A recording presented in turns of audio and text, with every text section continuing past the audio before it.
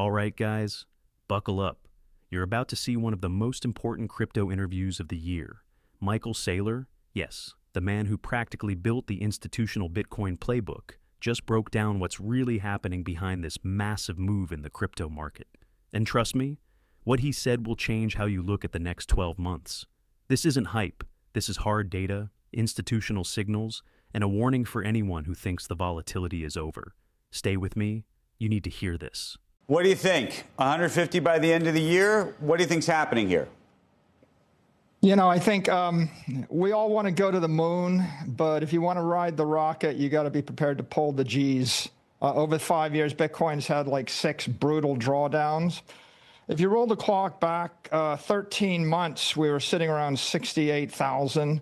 And then after the Trump election, we had this incredible rally from 68 to 106,000 in 5 weeks. If you go back 14 months, we were about 55,000. And so if you'd said we're going to go from 55,000 to 94,000 in 14 months, that would have exceeded any reasonable investor's expectations. Over 5 years, Bitcoin's up about 50% a year on average for the 5 years. Gold and S&P are studying the cost of capital at 14%. My company's strategy is up 71%, equivalent to NVIDIA.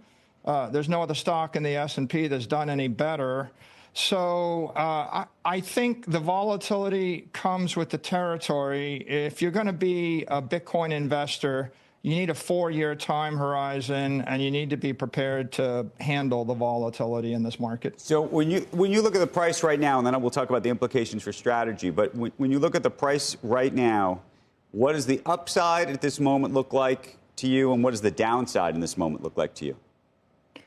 You know, I feel like we put in a pretty strong base of support around here. There's an incredible amount of leverage coming out of the system, a lot of liquidation.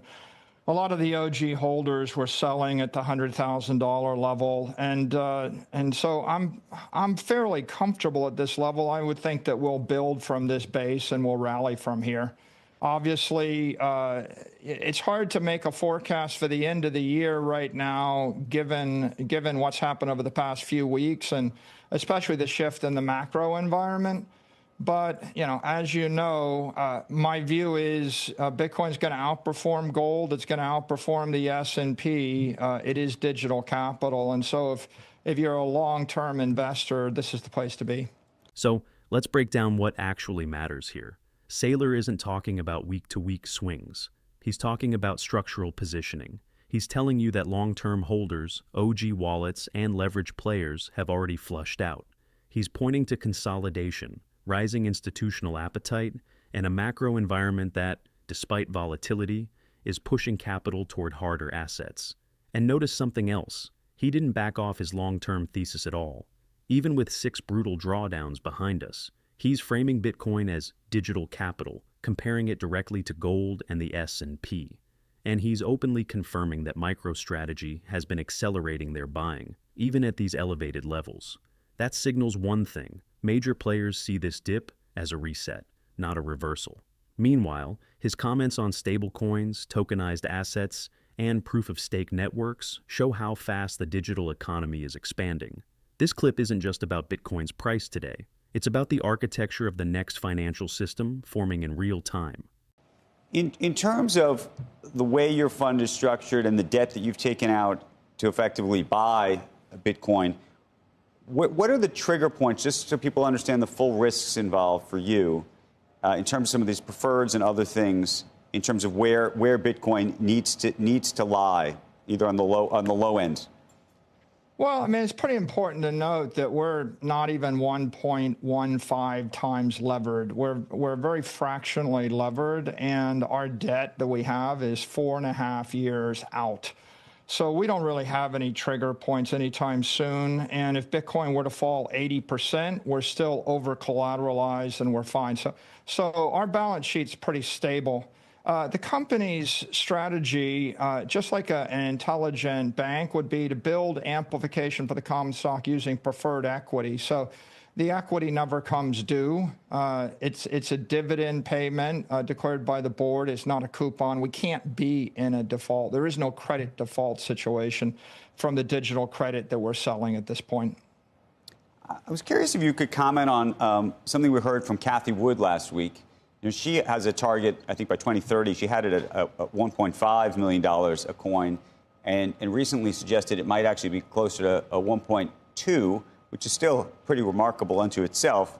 And yet, when she explained her new rationale, it was actually that stable coins, the sort of emergence of stable coins and the growth of those coins being used for transactions, she argued could ultimately crowd out some of the use case for Bitcoin. What did you think when she said that?